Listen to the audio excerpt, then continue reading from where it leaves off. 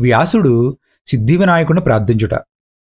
కురుపాండవ సంగ్రామం ముగిసిన తరువాత ఆయన భారత గాథ అమూలాగ్రహం ఊహించాడు.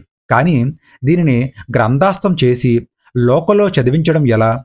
ఈ కథను రాసేవారు ఎవ్వరు అన్న ప్రశ్న వచ్చింది. వెంటనే సృష్టికర్త అయిన బ్రహ్మదేవుణ్ణి ధ్యానించాడు. బ్రహ్మ ప్రత్యక్షమయ్యాడు.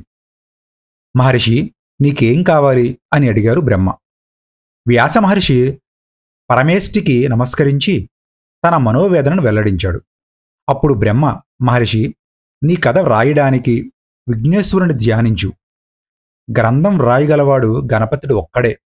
నీ కోరిక సిద్ధిస్తుంది అని చెప్పి అంతర్ధానమయ్యాడు. అప్పుడు వ్యాసుడు సిద్ధివినాయకుడిని ప్రార్థించాడు. వెంటనే ఆయన ప్రత్యక్షమయ్యాడు. వ్యాస మహర్షి గజాననుడికి నమస్కరించి, లంబోదర, మహాభారత మహాగ్రంథాన్ని నేను మనసులో ఊహించుకున్నాను. అది నేను చెబుతుంటే మీరు రాసుకుపోతూ ఉండాలి. ఏమంటారు అని అడిగారు. అందుకు వినాయకుడు ఒక షరతు పెట్టాడు. నేను రాస్తూ ఉన్నప్పుడు ఒక లిక్కిని క్షణమైనా ఆగడానికి వీలు లేదు. అలా నీవు ఆపకుండా చెప్పగలవా, చెప్పుకుపోగలవా అని అడిగాడు. ఇది చాలా కఠినమైన నిబంధన. అయినా వ్యాసుడు ఒప్పుకున్నాడు. బదులుగా, దేవా, నేను చెప్పేదాన్ని భావం సంపూర్ణంగా తెలుసుకుని రాస్తూ ఉండాలి.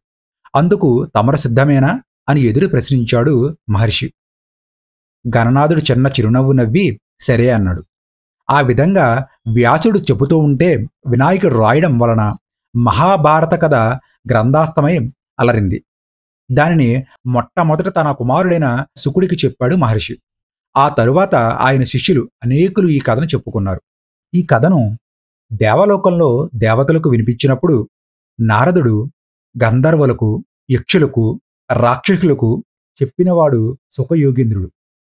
ఇక మహాభారత పుణ్యకథను మానవలోకానికి చెప్పిన మహనీయుడు వ్యాసుల వారి ముఖ్య శిష్యుడు వైశంపాయనుడు. మహాసముద్రంతో పోల్చదగిన మహాభారతంలో లేని ధర్మసూక్ష్మమంటూ లేదు. ధర్మజ్ఞులు దీనిని ధర్మశాస్త్రమన్నారు. ఆధ్యాత్మికవేత్త విద్యులు దీనిని వేదాంత సారమన్నారు.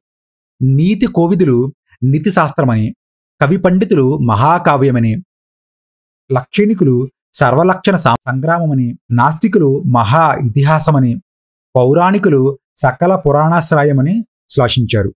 విద్యలకు వేలుపు అయిన వినాయకుడు వ్రాయడం వలన భారత కథ సావధానచితులై వినిన వారికి ధర్మార్థ సంసిద్ధులు కలుగుతాయని ప్రసిద్ధి.